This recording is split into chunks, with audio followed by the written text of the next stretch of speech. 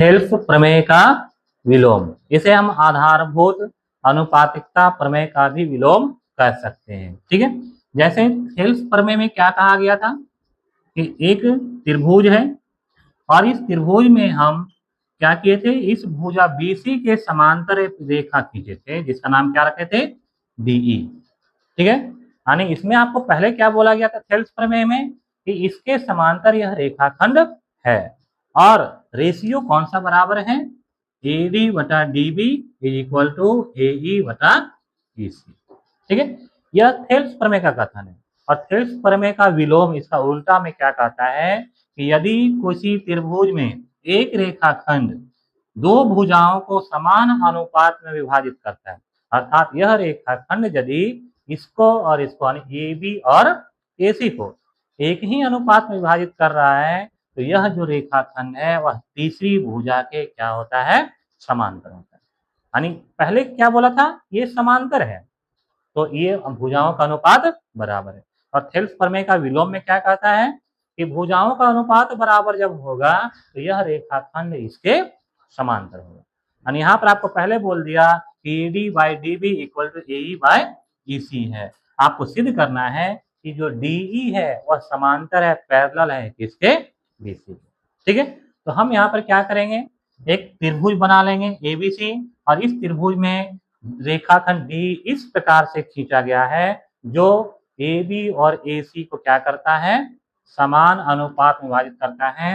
अर्थात आपको A D by D B equal to A E by E C, ये आपको पहले से दिया हुआ है। ठीक है, आपको सिद्ध क्या करना है, इसमें क्या सिद्ध करना है कि डीई जो है वह समांतर है किसके, बीसी के। डी जो है वह समांतर है किसके, बीसी के। अब फिर से बनाने का तरीका इसका भी सेम वही चीज है जैसा हम लोग थेल्स प्रमेय को बनाए थे। यहाँ पर भी हमें क्या करना पड़ेगा, रचना करेंगे और वही रचना इसमें भी करेंगे जो पहले किए थे। ठीक है, इसमें भी क्या करेंगे, हम दो लंब खींचेंगे, कहाँ से, बिंदु डी से डीई और ई से डी से डीएम और ई से ईएन, दो लंब खींच दिए और फिर से डी को किससे मिला दिए, सी से, और बी को मिला दिए ई से। क्या क्या पता चला, वही काम जो पहले किए थे, डी से डीएम लंब खींचे एसी पर और ई से ईएन लंब खींचे एबी पर, पुनः बी को ई से मिलाएं और सी को डी से मिलाएं। ठीक है, अब फिर से क्या करेंगे, हम एक एक करके त्रिभुज लेंगे। सबसे पहला कौन सा त्रिभुज, त्रिभुज ए डी ई में, कौन सा त्रिभुज में, एडीई में।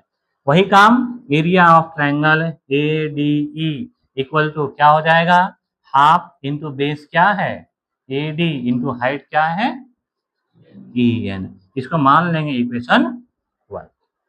ठीक, फिर दूसरा ट्रायंगल कौन सा लेंगे हम, नीचे वाला B D E, triangle B D E में क्या होगा, बी डी ई में बताओ, area of triangle B D E equal to half into, यहाँ पर बेस क्या, बी डी और इसका हाइट क्या हो जाएगा, ई एन। इसको मान ली इक्वेशन नंबर 2।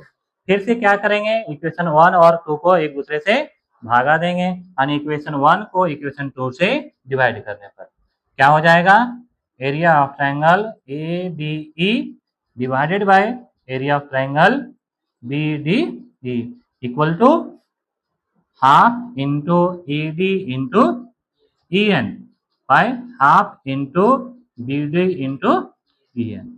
अब यहाँ पर क्या हो जाएगा, कौन कट जाएगा, ई एन कट जाएगा और हाफ भी कट जाएगा, क्या बच जाएगा, area of triangle A D E divided by area of triangle B D E equal to A D by B D. ये बन गया आपका इक्वेशन नंबर 3। क्या इतना काम हम थेल्स प्रमेय में भी किए थे। ठीक है, अब इसके बाद अगला काम इसी प्रकार से क्या हो जाएगा, अभी हम ए डी ई और बी डी त्रिभुज लिए थे, फिर से क्या करेंगे, ए डी ई और सी ई डी। ठीक है, इधर से अब लेंगे, जब इधर से लेंगे तो क्या हो जाएगा, ऊपर त्रिभुज का क्षेत्रफल 1/2 गुना आधार, अब क्या होगा ए और ऊंचाई डीएम। फिर नीचे वाला त्रिभुज के लिए 1/2 गुना आधार क्या होगा, ई सी और इसका भी ऊंचाई dm। फिर दोनों इक्वेशन को एक दूसरे से भागा देंगे तो क्या बन जाएगा, एरिया ऑफ ट्रायंगल कौन सा, ADE divided by area of triangle नीचे वाले त्रिभुज का नाम क्या, CED। CED इक्वल टू क्या हो जाएगा बताओ, AE बटा BC। इसको मान लें इक्वेशन नंबर 4। ठीक है, अब ध्यान दो, इन दोनों त्रिभुज का क्षेत्रफल का अनुपात AD बटा BD और इसका क्षेत्रफल का AD बटा BD। ठीक है, अच्छा ठीक है, कोई दिक्कत नहीं है, यहाँ पर DB या BD। और इन दोनों त्रिभुज का क्षेत्रफल AE बटा EC। अब आपको पहले क्या बोल दिया, ध्यान दो यहाँ पे, AD by DB equal to AE by, यानी ये जो दोनों है, इन दोनों समीकरण जो दाहिना पक्ष है RHS है, वो पहले से आपको बोल दिया है क्या, बराबर है। ठीक है, यानी ये दाहिना पक्ष दोनों का आपस में बराबर है, तो बायां पक्ष भी बराबर होगा कि नहीं होगा, अर्थात क्या लिखेंगे, क्योंकि AD by DB equal to है किसके, AE बाय EC। कहां से, ये कौन बता रहा है, प्रश्न से, क्वेश्चन में हमको दिया हुआ है, प्रश्न में दिया हुआ है कि ये दोनों आपस में बराबर है। ठीक है, इसीलिए इक्वेशन 1 3 एंड 4 से, समीकरण 3 और 4 से क्या हो जाएगा, जब दाहिना पक्ष दोनों का बराबर है तो दोनों का बायां पक्ष भी बराबर होगा। क्या है बायां पक्ष दोनों का, देखो, area of triangle ADE divided by area of triangle BDE बराबर होगा किसके, एरिया ऑफ ट्रायंगल ADE और एरिया ऑफ ट्रायंगल कौन सा, CED। अब देखो यहाँ पे जब इसको हम क्रॉस मल्टीप्लाई करेंगे, ठीक है, यहाँ भी देखो ADE है और यहाँ पर ADE, दोनों एक ही त्रिभुज का क्षेत्रफल है, दोनों क्या होगा, कट जाएगा। या तो फिर ऐसे समझो, ये दो भिन्न है और दोनों भिन्न का जब अंश बराबर है तो दोनों भिन्न का हर भी बराबर होगा, ऐसे समझ सकते हैं। यानी तो फिर ये दोनों को क्या करो, काट देंगे, ऊपर में एक बचेगा, ऊपर में एक बचेगा, क्रॉस मल्टीप्लाई कर देंगे, अर्थात प्रत्येक स्थिति में हमें अब क्या मिल जाएगा, area of triangle BDE equal to किसके, एरिया ऑफ ट्रायंगल CED। यानी ये दोनों त्रिभुज का क्षेत्रफल आपस में क्या हो गया, बराबर हो। अब ये दोनों त्रिभुज है कहां पर, यहाँ पर ध्यान से देखो, BDE कहां पर है, BDE ये त्रिभुज, ठीक है, ये त्रिभुज कौन सा, BDE, और यहाँ पर CED ये त्रिभुज।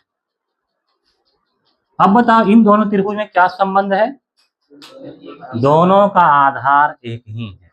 ठीक है, दोनों का आधार एक ही है, तो और दोनों का क्षेत्रफल भी बराबर है। इस प्रकार से हमारा प्रमेय क्या कहता है कि एक ही आधार पर स्थित समान क्षेत्रफल वाले जो त्रिभुज होते हैं, बराबर क्षेत्रफल वाले जो त्रिभुज होते हैं, उसका शीर्ष क्या होता है, एक ही समांतर रेखाओं के बीच होता है। ठीक है, इसके पहले जो थेल्स प्रमेय हम क्या लगाए थे, थ्योरम, कि एक ही आधार और एक ही समांतर रेखाओं के बीच स्थित त्रिभुज का क्षेत्रफल बराबर होता है। और यहाँ पर क्या है, त्रिभुज का क्षेत्रफल बराबर है, आधार एक ही है, इसीलिए ये दोनों आपस में समांतर होगा। कौन कौन, DE और BC। यहाँ पर क्या लिखे हैं, ये दोनों त्रिभुज का क्षेत्रफल आपस में बराबर है, और यहीं पर लिख देंगे हम क्या, और दोनों एक ही आधार, दोनों क्या है, एक ही आधार DE पर स्थित है। ठीक है, DE पर स्थित है, इसीलिए क्या हो जाएगा, DE समांतर होगा किसके, BC के। ठीक है, यानी एक ही आधार पर स्थित बराबर क्षेत्रफल वाले त्रिभुज एक ही समांतर रेखाओं के बीच में स्थित होते हैं। इस प्रकार से ये क्या था, थेल्स प्रमेय का विलोम, जिसमें क्या कहता है कि यदि भुजाओं का अनुपात बराबर दिया हुआ होगा तो ये दोनों आपस में समांतर होगा, और थेल्स प्रमेय कहता है कि यदि ये दोनों समांतर है तो भुजाओं का अनुपात बराबर होगा, दोनों एक दूसरे का क्या है, उल्टा है। ठीक है।